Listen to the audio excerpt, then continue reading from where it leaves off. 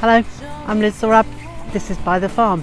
Thought today we'd have a quick look at some of the things that I've been doing in the garden over the last few days. I'm sitting here by the compost bays. They're made from pallets and basically they form the wall of the vegetable garden. So I've done a row of pallets going down the side of the vegetable garden, and then at right angles to that I've put pallets coming out, which creates really nice bays which are about 1 metre square, so just over 3 feet in each direction.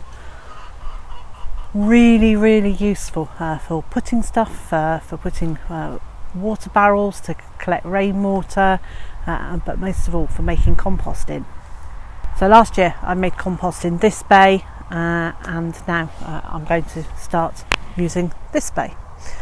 So this morning I cleared out everything that was in that bay. There was an awful lot of couch grass, which is an invasive weed, and there was some chicken wire that the grass had grown all up through, and a poultry panel, which is a wooden frame that's 3 foot by 2 foot, and then it's got a metal mesh across it.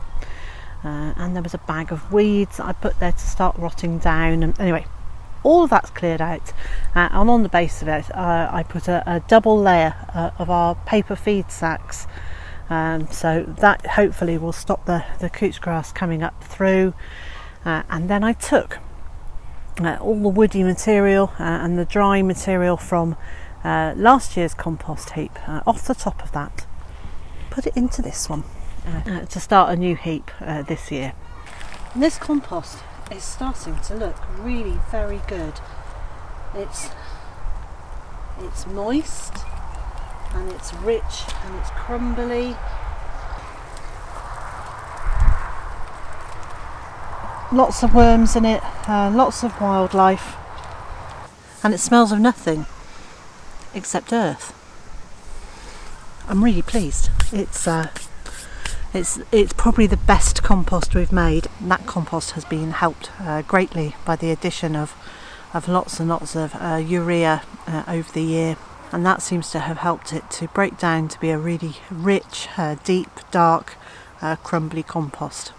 Well, this morning I've taken down all the nasturtiums that were growing in here, and I've just done it like a chop and drop on them. And then I've put homemade compost around each of the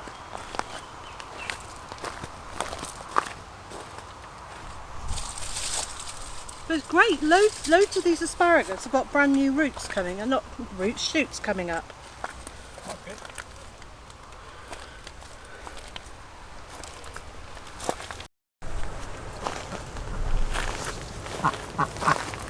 She is a lovely girl, isn't she? You are a lovely girl. So this morning, darling, one of them came out through these gaps. Alright. So can we put that? Yeah, so the vertical bit is going down. Oh, it's got netting on it as well. I mean, actually I wanted to clear this around the way. I want to clear the tank. This was a compost heap, which is now growing thing. Yeah. What's it growing? Certain weeds. That's weed as well, isn't it? Yeah.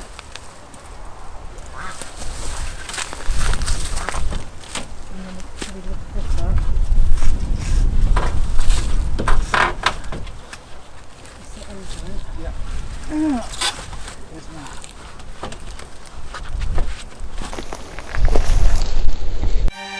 Out here at the back of the diesel field, I was really shocked this morning. I was doing the birds, getting them up for the day, giving them their water and their food, and something white and moving, quite small, caught my eye in this area. I came over and I couldn't believe what I was seeing. There was a rabbit, a baby rabbit, just hopping around here, having a look to see what it could find to eat. It's the first time I've seen rabbits here. It's not a welcome visitor. certainly not to our vegetable garden. Now I'm looking around, it looks very much to me like there are little piles of bunny poo over a lot of this field. And I think there's a very real possibility that the rabbits have only appeared here because we've shut the chickens out of that field for the last couple of weeks, and so it's been undisturbed.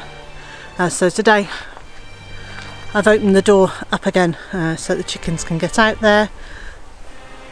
They don't seem overly keen on being there yet, but hopefully as they do rediscover it and start going out, that will dissuade the rabbits from being in there.